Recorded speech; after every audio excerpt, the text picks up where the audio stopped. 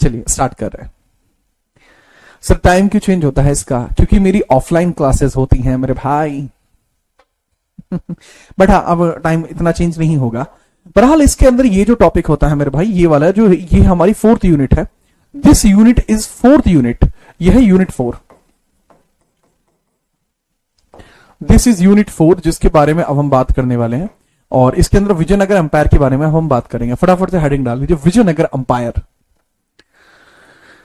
Heading है Vijayanagar umpire, तो इसके बारे में बात करने वाले हैं। विजयनगर अंपायर में पहली हेडिंग है राइस ऑफ विजयनगर अंपायर। पहली हेडिंग है राइस ऑफ विजयनगर अंपायर। कैसे हुआ वो बताता हूं। Rise of Vijayanagar empire, heading डालो फटाफट से। विजयनगर साम्राज्य का उदय। विजयनगर साम्राज्य का उदय।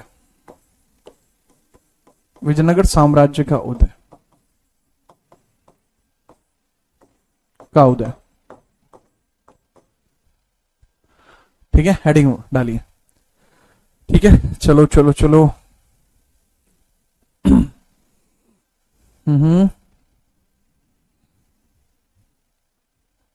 बताइए विजयनगर साम्राज्य का उदय। Thank you thank you sir. हाँ, क्लास का टाइम जो मैं इसको रीसेटल कर दूंगा सो दैट कि एक टाइम हो जाए। क्लास को रीसेटल कर देंगे। अभी 2 दिन आप मैनेज कर लीजिए, आज और कल, उसके बाद हम रीसेटल कर लेंगे क्लास को। ठीक है, हेडिंग ये है। तो बात है 1327 के लगभग की बात है। 1327 के लगभग दिल्ली का सुल्तान दक्षिण भारत प्रवेश करता है। लगभग दिल्ली का सुल्तान, क्या नाम है दिल्ली के सुल्तान का? दिल्ली का सुल्तान, नाम बताइए। दिल्ली के सुल्तान का नाम बताइए। दिल्ली का सुल्तान क्या है उसका नाम? जो भी नाम है यहां पे बताना है। दक्षिण भारत में प्रवेश करता है। भारत में प्रवेश करता है।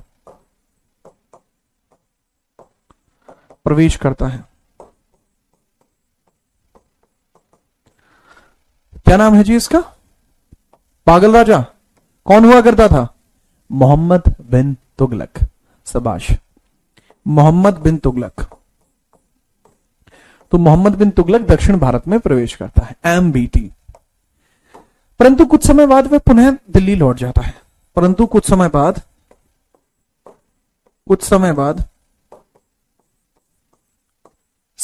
वह दिल्ली लौट गया।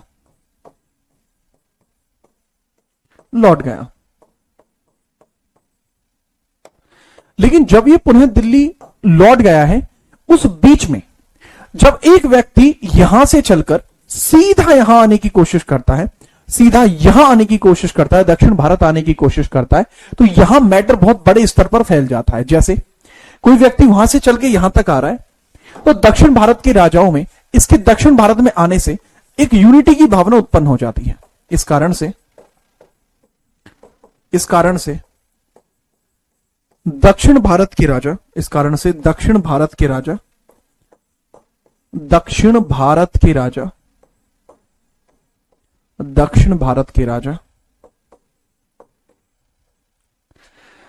एकता महसूस करते हैं, या फिर दक्षिण भारत के राजा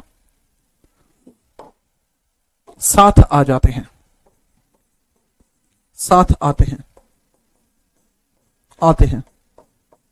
ठीक है, चलो। This United the Kings of south India. This United the Kings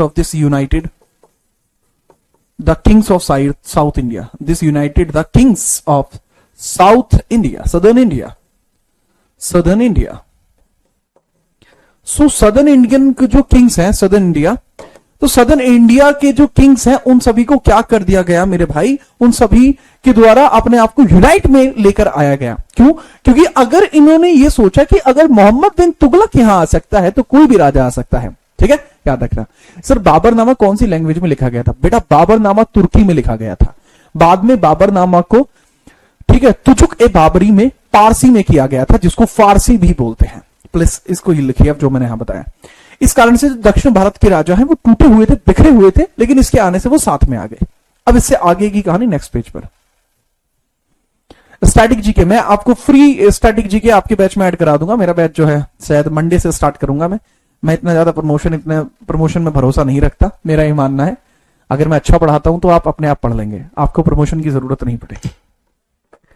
ठीक है, जब प्रमोशन की जरूरत पड़ेगी, जबकि जब देखेंगे, अभी तो आप लोगों के जो है समर्थन है मेरे साथ है, तो कोई आवश्यकता नहीं है। आप लोगों के लिए दिल में जगह है मेरे, तो उम्मीद करता हूं आपके दिल में भी मेरे लिए जगह होगी, है? चलिए, नदी का काम तो बहना है, वो तो बहती जाएगी। सूरज का काम चमकना है, वो चमचम करता जाएगा, है ना? तो मेरा काम पढ़ाना है, मैं पढ़ाता आपको जाऊंगा। मेरा काम सही मार्ग दिखाना है, मैं वही दिखाता जाऊंगा।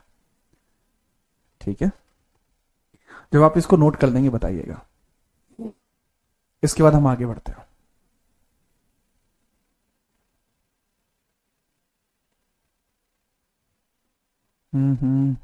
Okay, noted.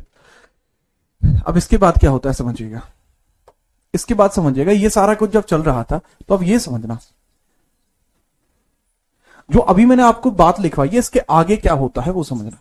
मोहम्मद बिन तुगलक अपने दो सेनापतियों को, यहां तक ये सब कुछ हुआ, इसके बाद क्या होता है?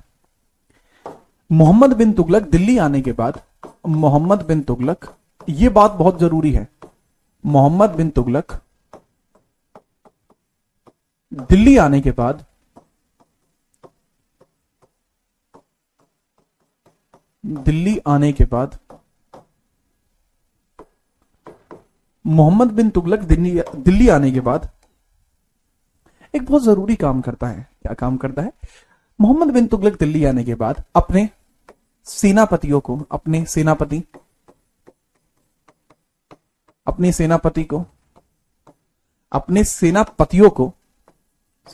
को दक्षिण भारत भेजता है, दक्षिण भारत भेजता है। अब सबसे जरूरी बात आती है कि इसके ये सेनापति कौन थे? सर, इसके सेनापति थे हरिहर और बुक्का।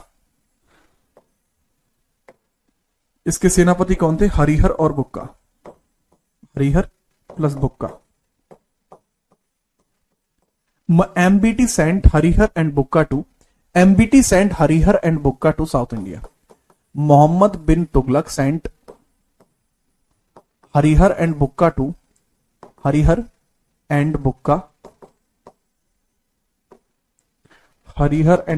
South India. Harihar and Bukka to South India. Harihar और बुक्का को साउथ इंडिया भेजा जाता है। साउथ इंडिया इस कारण से भेजा जाता है सो दैट कि अपने काम को बढ़िया तरीके से कर पाए, अपने मैटर को संभाल पाए, इसलिए इनको साउथ इंडिया भेजा गया।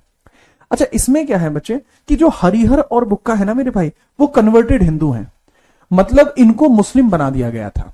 मतलब हुआ क्या कि मेरे भाई, ये जो हरिहर और बुक्का है पहले ही हिंदू हुआ करते थे, ठीक है, मोहम्मद बिन तुगलक ने इनको मुस्लिम बना दिया और उसके बाद इन्होंने फिर से हिंदू धर्म अपना लिया।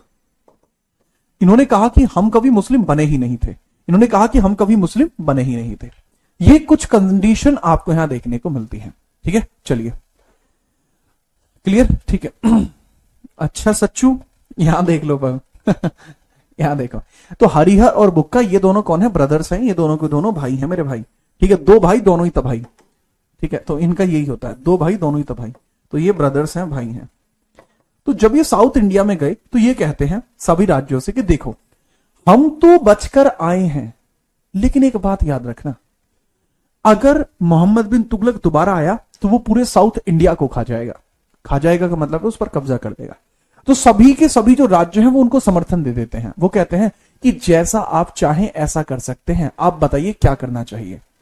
तो बच्चे, यहां पर इतने जो एरिया वाले लोग हैं वो सब के सब लोग इसको मिलकर समर्थन दे देते हैं और यहीं पर ये दोनों भाई मिलकर विजयनगर साम्राज्य की नींव रखते हैं। लिख लेना। सेनापति को बोलते कमांडर, सेनापति को इंग्लिश में बोलते कमांडर, ठीक है, सेनापति को बोलते कमांडर। तो अब ये हरिहर और बुक्का 1336 में, हरिहर और बुक्का यही लोग 1336 में कर्नाटक के पास विजयनगर साम्राज्य की नींव रखते हैं। कर्नाटक के पास विजयनगर साम्राज्य की नींव रखते हैं। विजयनगर साम्राज्य की नींव रखते हैं। विजयनगर साम्राज्य की नींव रखते हैं। साम्राज्य की नींव रखते हैं। नींव रखते हैं, laid the foundation of Vijayanagar Empire in 1336. laid the foundation of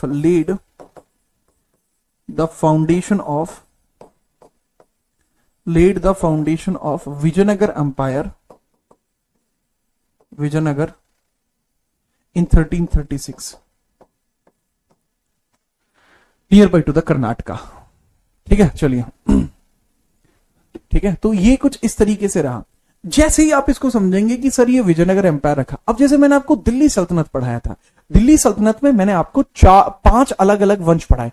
सल्तनत अलग चीज होती है, वंश अलग चीज होती है। तो दिल्ली सल्तनत में 5 वंश थे, उसी प्रकार से विजयनगर में 4 वंश होंगे। अब विजयनगर में कौन कौन से वंश थे वो आप थोड़ा सा देखिए। भाई विजयनगर साम्राज्य जो 1336 में बना है, इसमें 4 वंश हैं। सबसे पहले संगम, फिर सालुव, फिर तुलुव एंड फिर अराविडु। मेरे ख्याल से आप इन चारों वंशों को लिखिए। इन चारों वंशों के जो संस्थापक है, वो चारों वंश के संस्थापक, इसके हरिहर और बुक्का 2 भाई हैं, इसके सालुव नरसिंह है, इसके वीर नरसिम्हा है, इसके तिरुमल है। इनकी राजधानी, इनकी कैपिटल, इनकी जो कैपिटल है वो देखिएगा।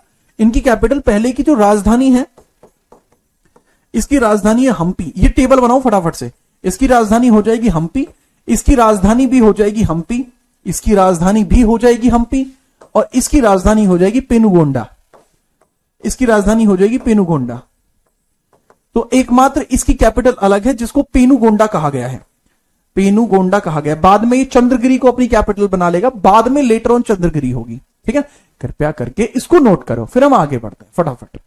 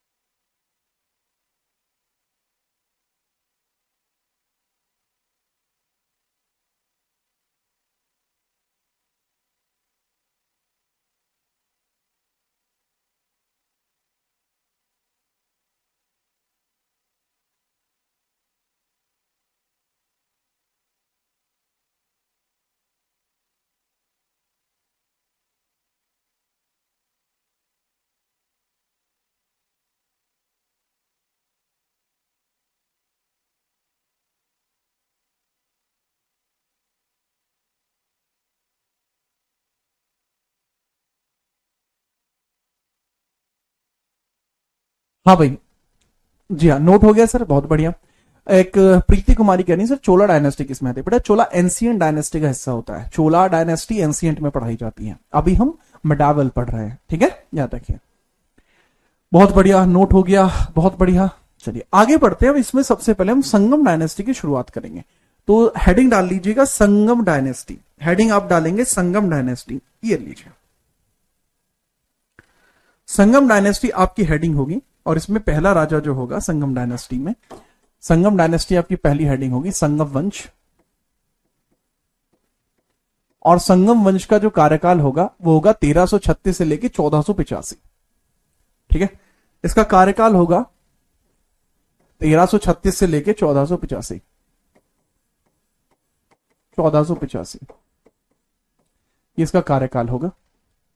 अब इसके अंदर जो सबसे पहला रूलर है वो बनता है हरिहर, प्रथम शासक।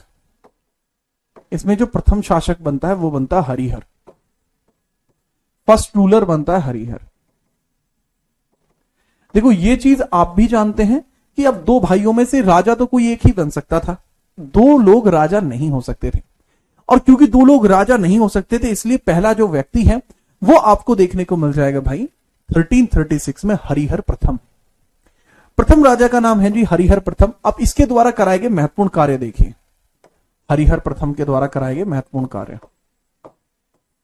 हरिहर प्रथम, हरिहर प्रथम का कार्यकाल 36 से लेकर 56 तक चल रहा है, लगभग 20 साल चलता है।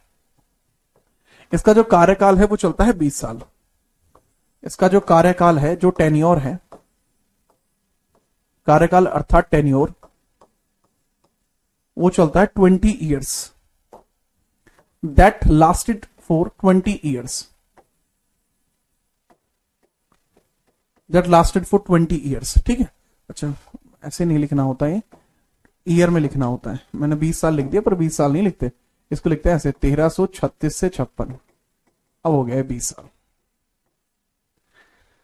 अब इसके द्वारा कराए गए जो इंपोर्टेंट काम है वो समझते हैं। पहला, इसी के द्वारा अपनी राजधानी को हम्पी बनाया गया।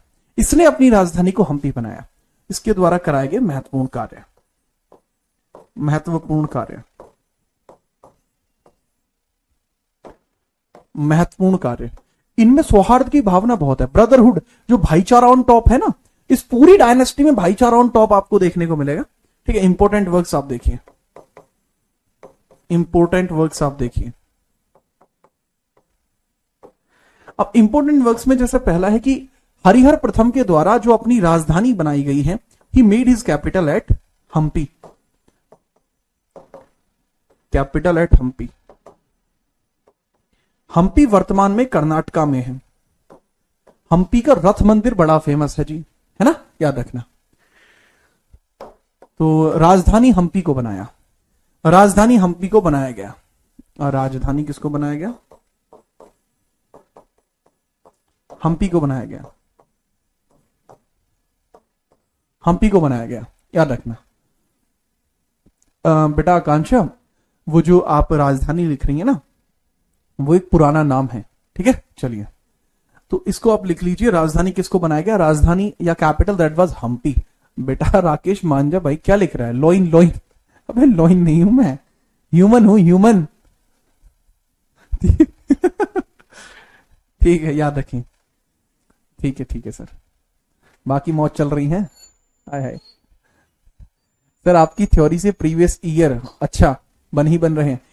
बेटा शशांक, इसके पीछे का कारण है कि अभी आपने संपूर्ण थ्योरी नहीं पढ़ी है बच्चे, है ना, निश्चिंत रहिए। अब यहां पर नेक्स्ट आप देखेंगे, नेक्स्ट हेडिंग क्या है इसकी? नेक्स्ट हेडिंग ये है, इसको एक समुद्र का अधिपति कहा जाता था। ही वॉज कॉल्ड एज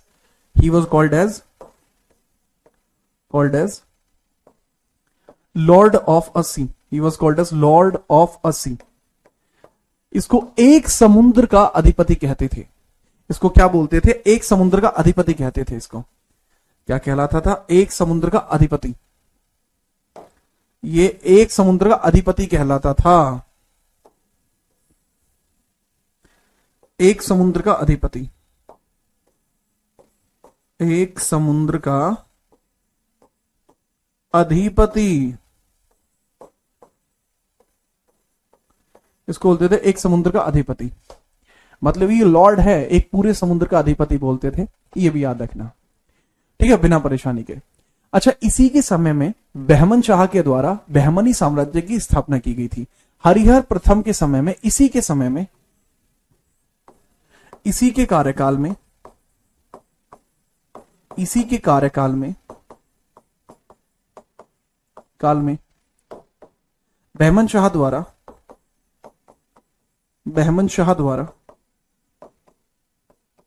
1347 में बहमनी साम्राज्य की शुरुआत की गई। बहमनी साम्राज्य बनाया गया था। बहमनी साम्राज्य बनाया गया था। इसको एक समुद्र का अधिपति क्यों बोलते थे? रीजन जानना चाहते हो? दरअसल 1353 में 1353 में इसने मदुरई पर कब्जा किया था। इस वजह से, क्योंकि इसके द्वारा मदुरई पर कब्जा किया गया था, मदुरई को अपने अधीन लिया गया था। मदुरई पर कब्जा किया था इसने, मदुरई पर कब्जा किया था। ही कैप्चर्ड मदुरई। तो मदुरई में समुद्र है, इस वजह से कहते थे इसको। He was called as lord of a sea because he captured Madurai. Madurai को इसने कैप्चर किया था। अच्छा, एक चीज याद रखना, जो हरिहर प्रथम है, जो हरिहर प्रथम है, इनके बारे में थोड़ा सा याद रखना कि हरिहर प्रथम वो व्यक्ति है जिसकी 1356 में डेथ होती है। मृत्यु कब होती है? 1356 में। तो उत्तराधिकारी इनका भाई बनता है। मृत्यु होती है 1356 में। तो उत्तराधिकारी कौन बनता है? ठीक है, उत्तराधिकारी कौन बनता है डेथ 1356 में होने के बाद? तो सक्सेसर बनता है इनका भाई। सक्सेसर कौन बन गया बेटा? सक्सेसर कौन बन गया? सक्सेसर यानी उत्तराधिकारी। सक्सेसर या उत्तराधिकारी कौन बन गया? तो सक्सेसर या उत्तराधिकारी बनता है इनका खुद का भाई। और खुद का भाई का नाम क्या है? उत्तराधिकारी का नाम क्या है? दैट वाज बुक्का। मारता था मुक्का, नाम था बुक्का फर्स्ट। तो बुक्का फर्स्ट के बारे में अब हम पढ़ते हैं। बुक्का फर्स्ट,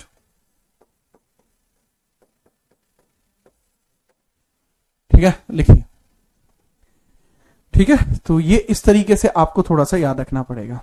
जब आप समझ जाए तो बता देना।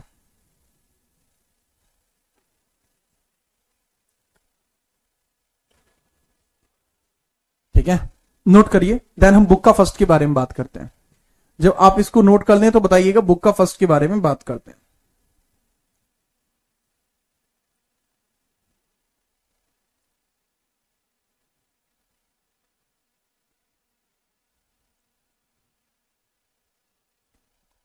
बताओ, ये कौन कह रहा है? रामप्रिया क्या कह रहा है? बुक्का भैया बहुत है बढ़िया। Mister Khushi Vishnoi, yes you can take this class for CGL as well. ठीक है, आगे बढ़ो। आप क्या चाहते हो? हैं एंशिएंट कौन पढ़ाए बताओ? आप जो नाम लेंगे वो आपका एंशिएंट पढ़ा देंगे। कैसी बात कर रहे हैं? हरिहर पढ़ा दिया ना? हाँ, एक क्लियर होता है। अब हम बात करते हैं बुक्का के बारे में। हेडिंग आप डालिए बुक्का। अब बुक्का के कार्यकाल की बात करते हैं। ठीक है, बुक्का, बुक्का, तो बुक्का की हम बात करते हैं। है कौन बुक्का? मारता है मुक्का, नाम बुक्का। 1356 से 1377, 1356 से लेकर 1377, 56 से 77 तक कार्यरत रहता है। तो 56 से 77 तक जब ये कार्यरत रहता है तो इसके द्वारा किए जाने वाले इंपोर्टेंट काम बताइए। ठीक है, तो बस ओके की रिपोर्ट है। तो इसके द्वारा महत्वपूर्ण कार्य समझिएगा। महत्वपूर्ण कार्य, इंपोर्टेंट वर्क्स। भाई पहली बात तो ये कि इसको 3 समुद्र का अधिपति कहा जाता था। इसको क्या कहते थे हम? 3 समुद्र का अधिपति कहते थे। इसको बोलते थे 3 समुद्र का अधिपति। 3 समुद्र का अधिपति। He was called as Lord of 3 Seas. Called as Lord of 3 Seas.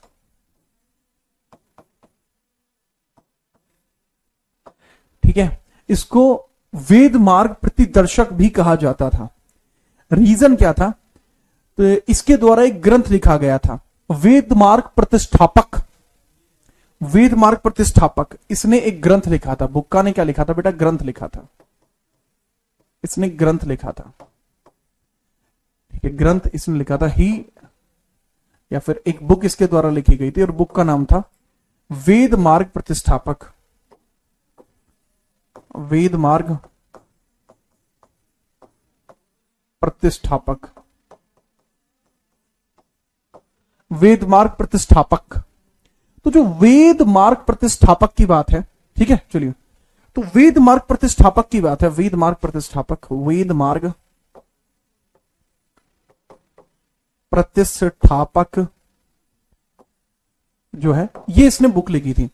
इसी वजह से इसको एक टाइटल मिला था, इसको एक उपाधि मिली थी, वेद मार्ग प्रतिदर्शक। इसको एक उपाधि मिली, वेद मार्ग प्रतिदर्शक। टाइटल मिला इसको, टाइटल वेद मार्ग प्रतिदर्शक। वेद मार्ग प्रतिदर्शक, वेद मार्ग प्रतिदर्शक। इसी कारण से इसको एक उपाधि मिलती है जिसको बोला जाता है वेद मार्ग प्रतिदर्शक। वेद मार्ग प्रतिदर्शक। एक चीज याद रखना कि रायचूर विद्रोह इसी के समय में शुरू हुआ। ठीक है, याद रखना कि जो रायचूर विद्रोह है वो इसी के समय में शुरू हुआ। रायचूर विद्रोह इसी के समय में शुरू हुआ। रायचूर विद्रोह, रायचूर विद्रोह इसी के समय में शुरू हुआ, इसी के समय में शुरू हुआ, इसी के समय में शुरू हुआ, इसी के समय में शुरू हुआ।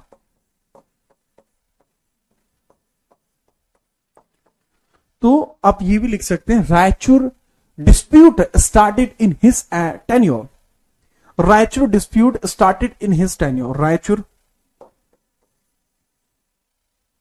Dispute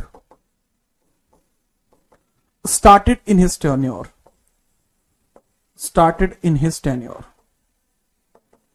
tenure। तो जो रायचूर डिस्प्यूट है वो इसी के समय में शुरू हुआ। एग्जाम में सवाल बनेगा कि रायचूर डिस्प्यूट जो था, ठीक है, रायचूर डिस्प्यूट जो था इसके बारे में थोड़ा बताएं। तो भाई रायचूर डिस्प्यूट किस किस के मध्य था, रायचूर डिस्प्यूट किस किस के मध्य था? तो भाई पहली बात, रायचूर विद्रोह ये स्थान कहां पर है? वैसे ये किस किस के मध्य था? ये विजयनगर और बहमनी के मध्य था, विजयनगर और बहमनी के मध्य था। ये एक तरफ विजयनगर थी और दूसरी तरफ बहमनी था, तो विजयनगर वर्सेस बहमनी के मध्य था। रायचूर विद्रोह इस वजह से इसको कहते हैं क्योंकि रायचूर एक स्थान था, क्योंकि रायचूर एक स्थान था, रायचूर एक स्थान था और ये दो नदियों के बीच में था, तुंगभद्रा नदी और कृष्ण नदी के बीच का बेसिन था। ये तुंगभद्रा एंड कृष्णा नदी के मध्य का स्थान था, कृष्णा नदी के मध्य का बेसिन, नदी के मध्य का स्थान, नदी के मध्य का स्थान, के मध्य का स्थान, ये आपको देखने को मिलता है। This was the place between the two rivers that were called as Tungabhadra and the Krishna. इन नदियों के बीच का स्थान जो था ये अत्यधिक उपजाऊ था, इस कारण से दोनों साम्राज्य इस पर कब्जा करना चाहते थे। तो बहुत उपजाऊ था, इसलिए बहमनी और विजयनगर दोनों इस पर कब्जा करना चाहते थे, इस वजह से डिस्प्यूट होता था। Got the point? Yes sir. Okay, इसको और ज्यादा अगर मैं एक्सटेंसिव तरीके से बताऊं, तो बहुत उपजाऊ स्थान था, बहुत उपजाऊ स्थान था,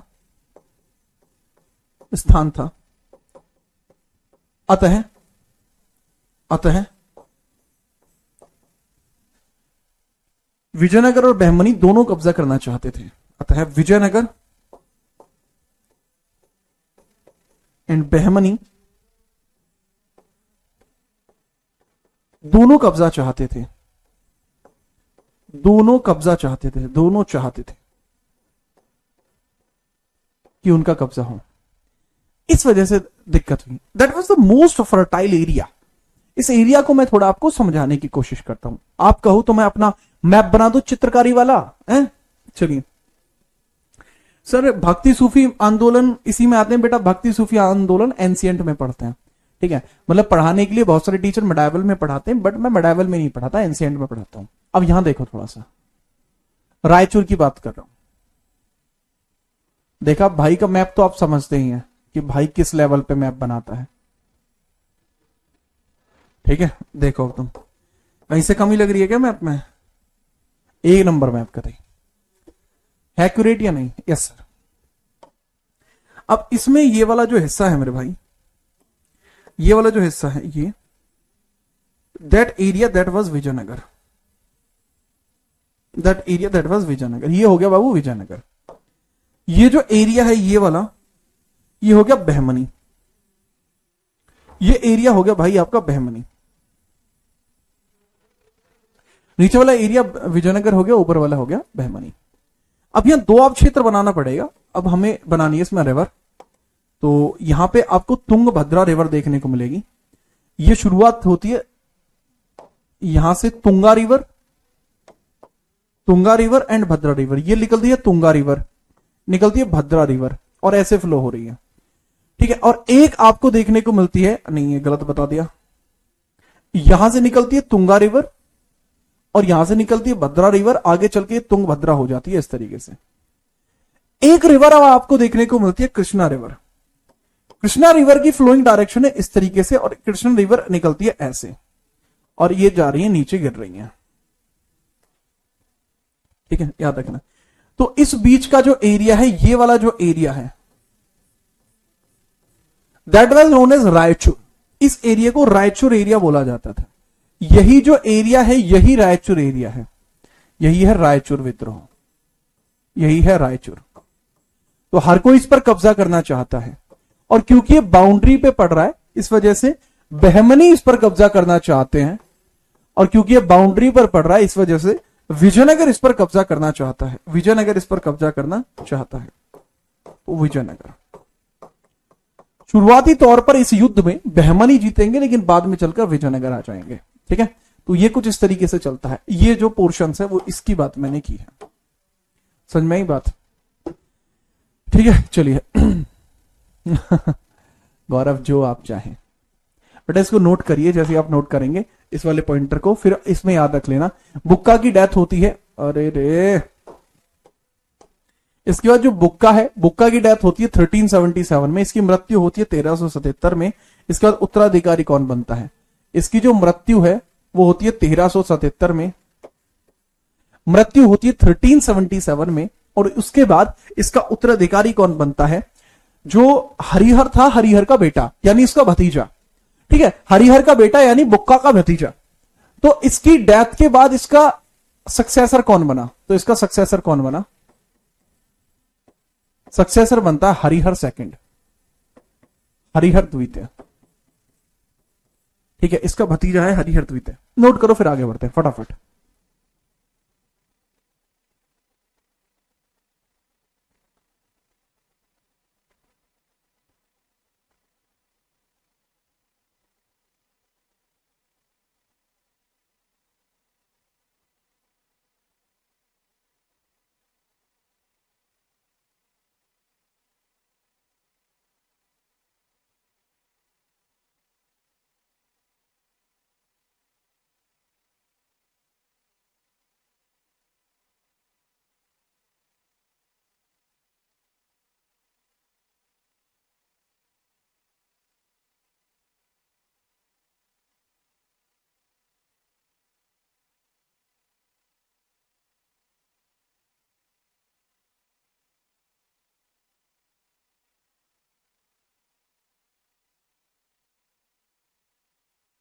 हैं जी बेटा, आप क्या बताऊं अब मैं आपको, प्रीति बच्चे, मैं आपको क्या बताऊं? आप यहां पढ़ाई पे ध्यान दो, ये जरूरी है बच्चे आपके लिए, है ना? हाँ, ठीक है प्रीत, है नोटेड। तो अब हेडिंग आप डालेंगे हरिहरा सेकंड। ये 77 से लेके 1404 तक चलेगा, 77 से लेके 1404 तक चलेगा ये हरिहरा द्वितीय। 1400 से लेके 1417 लो, हरिहरा सेकंड, हरिहरा द्वितीय। बेटा इसका टेन्योर के स्टार्टिंग होगी 1377 और ये 1404 तक चलेगा। ठीक है, हरिहर द्वितीय।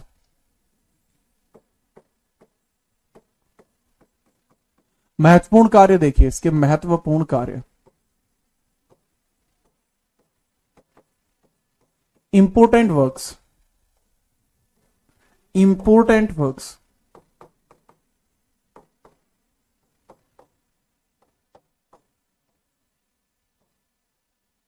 Important works. ठीक है, अब इंपोर्टेंट वर्क्स में सबसे पहले तो आपको समझना होगा कि ये एक ऐसा आदमी है जो काफी पावरफुल माना जाता है। इसके द्वारा राज परमेश्वरम और महाराजाधिराज की उपाधि धारण की गई थी। इसने दो उपाधियां ली, राज परमेश्वरम और महाराजाधिराज। इसने दो उपाधियां ली, उपाधियां। He took two titles, he took two titles, Raj Parameshwaram और महाराजाधिराज।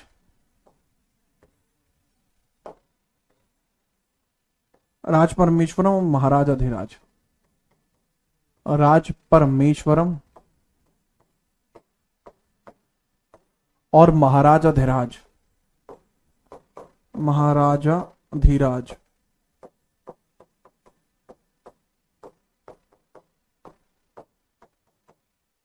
ठीक है, he took 2 titles, that was Raj Parameswaran,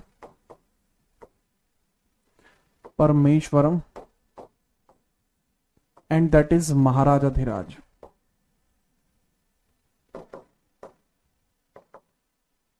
समझ में आई बात? तो इसके 2 टाइटल्स हो जाएंगे। ठीक है, चलिए। सर आपने राज तरंगिणी के लेखक गलत बताए हैं, तनु जांगिड़ का कहना है। मेरे बच्चे थोड़ा दिमाग लगाओ, राज तरंगिणी कल्हण ने लिखी है। जो आपने पीडीएफ में पढ़ा है वो राज तरंगिणी के ट्रांसलेटर हैं। थोड़ा दिमाग लगाया करो यार। अच्छा, ये आपने अगर देख लिया हरिहर द्वितीय, तो इनकी उपाधि आप देख लेंगे। ठीक है, इनके समय में 2 बहुत फेमस संत रहा करते थे, माधवाचार्य और श्रीनिवास। ठीक है, माधवाचार्य और श्रीनिवास, माधवाचार्य और Srinivas.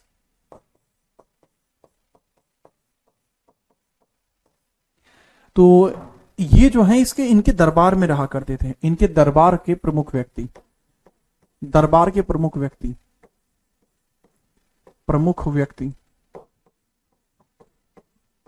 Important persons of their court, important persons of the court, ये है इनके कोर्ट के इंपोर्टेंट पर्सन्स हैं, तो इंपोर्टेंट पर्सन्स के बारे में समझिए, जो इनके इंपोर्टेंट पर्सन्स हैं। तो इंपोर्टेंट पर्सन्स में आप देखेंगे कि पहले तो आपको माधवाचार्य देखने को मिल रहे हैं एंड सेकंड आपको श्रीनिवास देखने को मिल रहे हैं।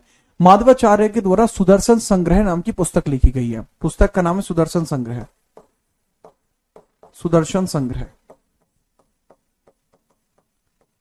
और श्रीनिवास के द्वारा लिखी गई हरिनिवास। इंग्लिश में कैसे लिखोगे बेटा इसको? इंग्लिश में लिखोगे he give patronage to the 2 persons, he give patronage to the 2 persons। ठीक है, चलिए, he give patronage to the 2 persons, he give patronage to 2 persons, news to 2 writers, and they were like this, इसके बाद हरिहर की मृत्यु हो जाएगी। बेटा पूरा नाम है सुदर्शन संग्रह, इनकी किताब का नाम है हरिनिवास। इसके बाद इनकी डेथ हो जाती है और इनकी डेथ के बाद कोई भी पद पर सीधे तरीके से नहीं बैठ पाता, लेकिन फिर पद पर एक बड़ा महत्वपूर्ण व्यक्ति बैठता है, देवराय प्रथम। देवराय प्रथम 1405 में गद्दी पर बैठेगा और 1422 तक रहेगा। काफी महत्वपूर्ण, सुलझा हुआ और मजबूत शासक है देवराय प्रथम। ठीक है, इनकी मृत्यु के बाद विजयनगर साम्राज्य में संगम वंश का जो पद है वो खाली रहा। अच्छा, इसमें एक चीज और मैं आपको बताना चाहूंगा। ठीक है, अब जैसे इस वंश का नाम संगम क्यों था? इस वंश का नाम जो संगम वंश पढ़ रहे हैं, क्यों था संगम? दरअसल संगम इस वजह से इसका नाम था। इस वंश का नाम संगम होने का कारण क्या है? यह नाम होने का कारण क्या है? यह नाम होने का कारण क्या था? तो बताएगा, reason of this dynasty was named as Sangam. Reason of this dynasty was named as a Sangam. ऐसा क्यों है? मुझे कारण बताएं बेटा। कारण यह है मेरे बच्चे, कि इसके अंदर जो हरिहर और बुक्का है, इनके पापा के जो है उनका नाम संगम था। Father name of Harihara Bukka, father name of Harihara and Bukka, Harihara and Bukka. तो हरिहर और बुक्का के पिताजी का जो नाम है, father name of Harihara and Bukka, that was संगम,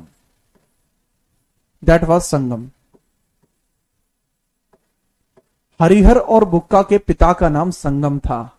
इस वजह से हरिहर द्वितीय की मृत्यु 1404 में होती है। जी हां, हरिहर की जो मृत्यु हुई है ना यहां पे, हरिहर द्वितीय की, तो इसकी मृत्यु 1404 में होती है, डेथ इन 1404, और पद इसके बाद खाली हो जाता है। तो हरिहर द्वितीय की मृत्यु 1404 में हुई, द्वितीय की मृत्यु 1404 में हुई, 4 में। और इसके बाद अगला शासक देवराय प्रथम बना, और अगला शासक बनता है देवराय प्रथम, देवराय फर्स्ट। देवराय फर्स्ट एक प्रतापी शासक था, एक मजबूत आदमी था भाई देवराय। देवराय का टेन्योर 1405 से 1422। तो देवराय के बारे में लिखना शुरू करिए। कौन था देवराय, कैसे था देवराय, फटाफट। ठीक है, नेक्स्ट हम बात करते हैं देवराय के बारे में।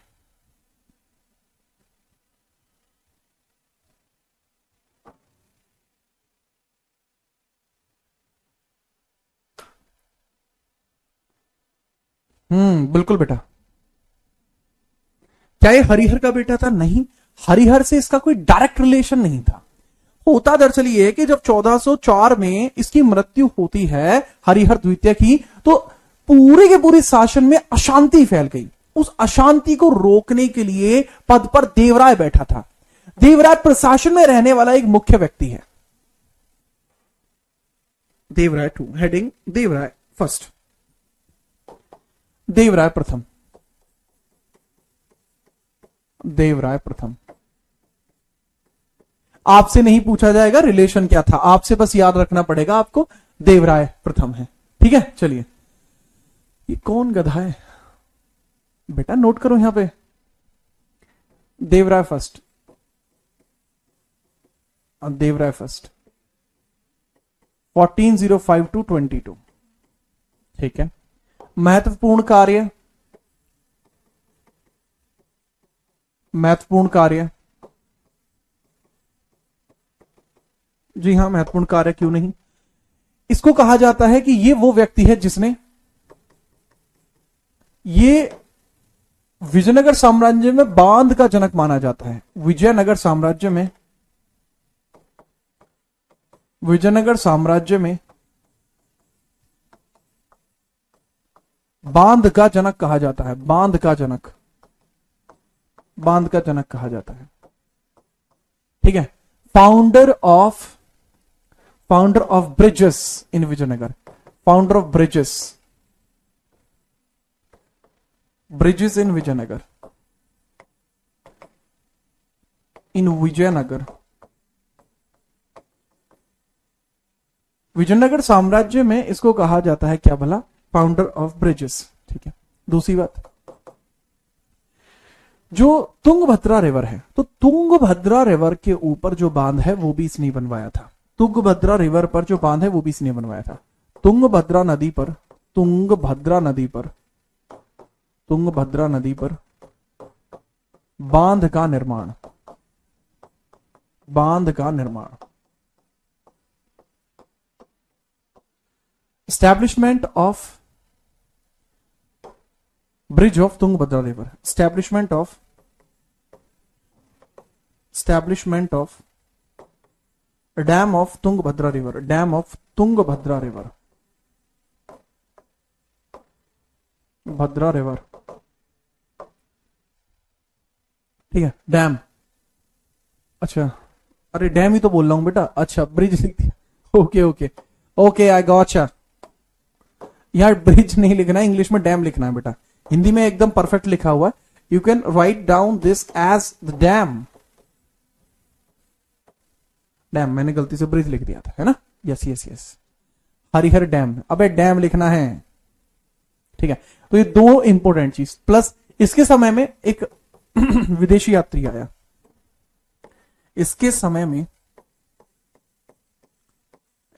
में एक विदेशी यात्री भी आया।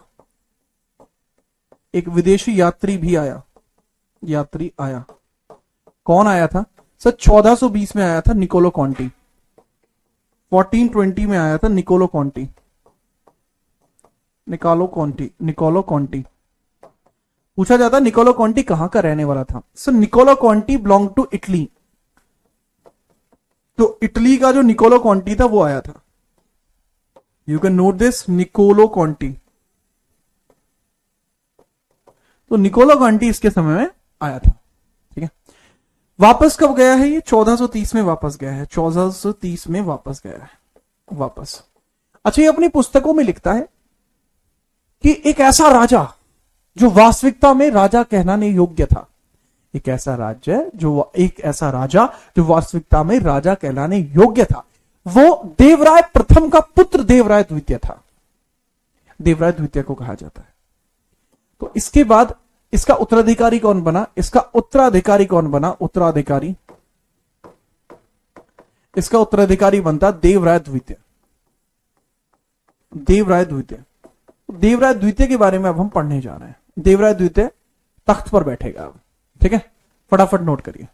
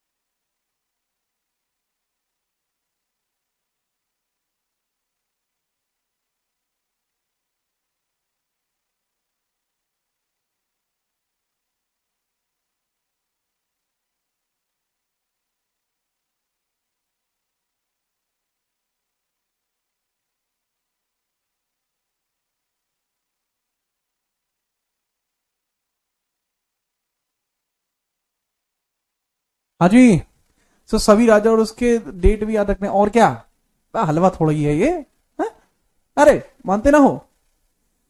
चलो, इसकी डेथ कब हुई भाई? देवराय वन की जो पार्किंग लगती है, देवराय वन की पार्किंग लगती है 1421 में, 1422 में, सॉरी 1422 में। हंसते हंसते लग गए रस्ते, इनका याद रखना है आपको। सर देवराय नेम है या डेजिग्नेशन है? डेजिग्नेशन नहीं होती, डेजिग्नेशन किंग की होती है, ठीक है। चलो नेक्स्ट, अरे क्या कर दिया मैंने, ओके नेक्स्ट अब लिखेंगे आप देवराय द्वितीय, देवराय सेकंड। अब देवराय सेकंड का समय शुरू होता है।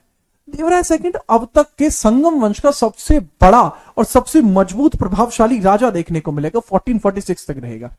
इसका कार्यकाल है 1422 से 1446 तक। सबसे प्रभावशाली राजा है, सबसे अधिक प्रभावशाली राजा, सबसे अधिक प्रभावशाली है, सबसे अधिक प्रभावशाली है ये, ठीक है। प्रभावशाली, we can say this, he was most important, most important है जी देवराय द्वितीय। इसकी उपाधि है गजबेटकर, इसकी उपाधि है गजबेटकर और महाराज अधिराज। गजबेटकर, गजबेटकर, गजबेटकर का मतलब होता है द हंटर ऑफ एलिफेंट। गजबेटकर,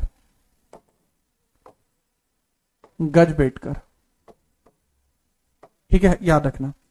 इसको इसलिए याद रखा जाता है कि देख भाई, इसके समय में एक विदेशी यात्री भी आया था, इसके समय में एक विदेशी यात्री भी आया था, विदेशी यात्री, जिसका नाम था अब्दुल रज्जाक, जो फारस से आया था। Abdul Razzaq,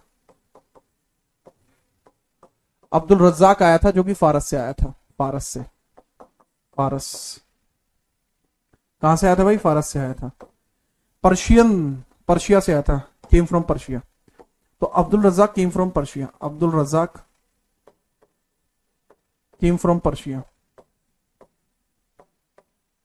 came from Persia, Abdul Razzaq came from Persia, ठीक है, याद रखना। दूसरी चीज, देवराय द्वितीय जो है, इसके समय में याद रखना, इसने हजारा नाम मंदिर का निर्माण किया है। हजारा नाम मंदिर, हजारा नाम मंदिर, हजारा नाम, इस मंदिर का निर्माण किया है, मंदिर निर्माण। और हजारा नाम मंदिर जो है भाई, ये कर्नाटक में आपको देखने को मिलता है, दैट इज इन कर्नाटका। ये मंदिर कर्नाटक में देखने को मिलता है। ये मंदिर आपको कर्नाटक में देखने को मिलता है। ईरानी था, एक बच्चा कह रहा है ईरानी था। नेहा बेटा, पर्शिया जो है, इसके आज की डेट में पर्शिया को क्या बोलते हैं बेटा? आज की डेट में पर्शिया, आज को, आज की डेट में हम क्या बोलते हैं? आज, आज इसको ईरान नहीं बोलते हैं बच्चे, ठीक है। चलो, ये शाहरुख का गवर्नर हुआ करता था। शाहरुख कौन है? अब शाहरुख कौन है? शाहरुख कौन है? शाहरुख कौन है? तैमूर लंग का बेटा शाहरुख था। तो ये तैमूर लंग की फैमिली से भी बिलोंग कर रहा है। तो शाहरुख का गवर्नर हुआ करता था, governor of Shahrukh, Shahrukh Mirza, governor of Shahrukh Mirza. Shahrukh Mirza का गवर्नर था, व्यापार के उद्देश्य से आया था, लेकिन इसको मना कर दिया था। ठीक है, याद रखिएगा, याद रखिएगा बिना परेशानी के। नेक्स्ट हम बढ़ते हैं इसके फाइनल रूलर के पास।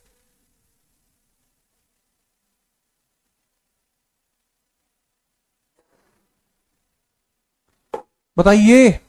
अरे कोई दिक्कत नहीं, सोरी वोरी की जरूरत नहीं है। हाँ भाई, हुआ काम सेट। ओके, अब इसके बारे में रखना। इसके समय में श्रीलंका से भी टैक्स लिया जाता था। He took tax from Sri Lanka, he took tax from Sri Lanka. Sri Lanka, इसने श्रीलंका से भी कर लिया है, इसने श्रीलंका से कर लिया। तो अब यहां प्रभावशाली राजा है, ये तो आपको पता ही लग गया। श्रीलंका से भी कर लिया, से भी कर लिया है। बेटा अगर आज तक तुम्हें विजयनगर एम्पायर किसी ने ऐसे पढ़ाया हो ना, मैं मान जाऊंगा, मैं मान जाऊंगा कि अगर आज तक आपको किसी ने इस लेवल पे विजयनगर एम्पायर को पढ़ाया है, इस डिटेल के साथ आपको पढ़ाया गया है विजयनगर एम्पायर, तो मुझे बहुत अच्छा लगेगा। मुझे जरूर बताना अगर आपको किसी ने इतने डिटेल से विजयनगर एम्पायर पढ़ाया है, मुझे पर्सनली अच्छा लगेगा आपके लिए और उन टीचर के लिए जिन्होंने आपको पढ़ाया है। ठीक है, क्योंकि अभी तो आपने बहुत कम डिटेल देख पा रहे हो। अभी तो जब पहले बैच में मैंने पढ़ाया था तो ये तो कुछ भी नहीं था, बहुत ज्यादा डिटेल में पढ़ाया था। अब मैं आपको इंपॉर्टेंट पढ़ा रहा हूं। समय पढ़ने पर जैसे आगे जो रूलर्स पढ़ेंगे जो जरूरी है, उसमें और डेप्थ में मैं आपको इस बारे में बताऊंगा। ठीक है, अब देवराय द्वितीय के बाद याद रखना, इसके बाद इसकी मृत्यु के बाद, देवराय की मृत्यु के बाद शासन, देवराय द्वितीय की मृत्यु के बाद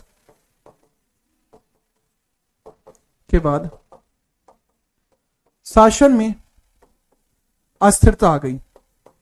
शासन अस्थिर हो गया, अस्थिर हो गया, अनस्टेबल हो गया। रूल बिकेम अनस्टेबल, बहुत सारे अलग अलग रूलर बनने लगे। Rule became unstable, unstable. इसकी डेथ कब हुई है? सर जी डेथ आपको पता है 1446 में इसकी डेथ हुई है। ठीक है, तो इसके बाद कोई भी इंपॉर्टेंट रूलर नहीं आया। ठीक है, ये कोई इंपॉर्टेंट रूलर कभी नहीं आया। ठीक है, याद रखना। तो नितिन, क्या नाम है इसका? निधि। तो निधि मेरे ख्याल से आप शायद अब अच्छा जान पा रही होंगी। ठीक है, याद रखिएगा, हिस्ट्री का मेरा अपना एक अलग ऑरा है। ठीक है, निश्चिंत रहिए। ठीक है, याद रखिए। सर इसकी वाइफ का नाम इसका नहीं पूछा जाता, अम्मू। अम्मू मेरे बच्चे, वाइफ का नाम पूछा जाता कृष्णदेवराय का, है ना? याद रखो, समझे?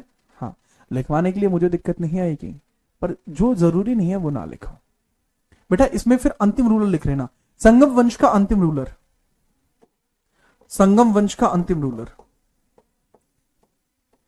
संगम वंश का अंतिम रूलर आप देख लेना, लास्ट रूलर, अंतिम शासक विरूपाक्ष सेकंड, विरूपाक्ष सेकंड, विरूपाक्ष द्वितीय,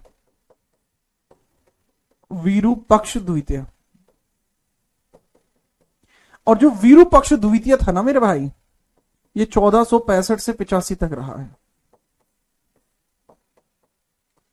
1465 तक 85 तक रहा है। ठीक है, चलिए। और याद रखिएगा थोड़ा सा, इसके समय में इसने श्रीलंका के टैक्सों को बढ़ा दिया तो लोगों ने विद्रोह कर दिया था, जिस कारण से इसका शासन खत्म हो गया। ठीक है, याद रखना। ही रेज्ड श्रीलंका टैक्स, ही रेज्ड टैक्स। इसने करों को बहुत बढ़ा दिया तो लोगों ने विद्रोह कर दिया था, करों को बढ़ा दिया था, करों को अधिक बढ़ाया, अधिक बढ़ाया, तो उसको विद्रोह का सामना करना पड़ा। तो इसके समय में विद्रोह हुआ तो ही फेस्ड रिबेलियन, तो इसको विद्रोह का सामना करना पड़ा, विद्रोह का सामना करना पड़ा। और उसी के चलते 1485 में इसकी डेथ हुई और इसी के साथ 1485 में इसकी डेथ हुई और उसी के साथ यह वंश खत्म हो गया। और इसकी जो हत्या की गई है वो सालू वंश के एक बड़े इंपॉर्टेंट रूलर ने की है, जिसकी वजह से इंपॉर्टेंटली आप देखेंगे कि इसके बाद ये वंश खत्म हो जाएगा और सालू वंश की शुरुआत होगी। ठीक है, चलिए दिलीप चौहान उसको बदल लीजिए निश्चिंत होकर। ठीक है, यूनेस्को की वेबसाइट पे जो मैं बोल रहा हूं वो लिखा हुआ है।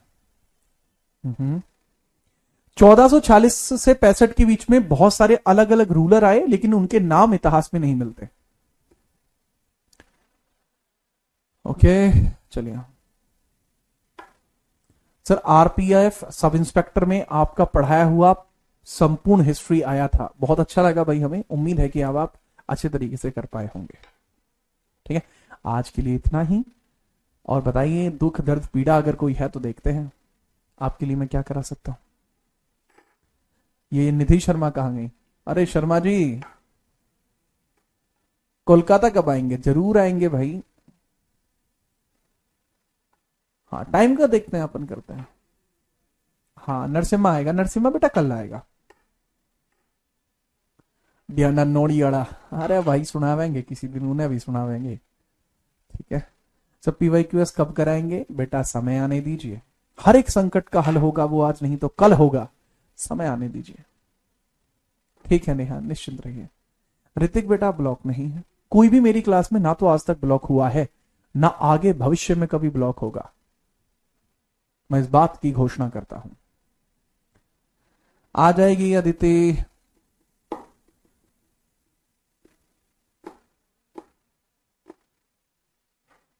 ठीक है चलिए।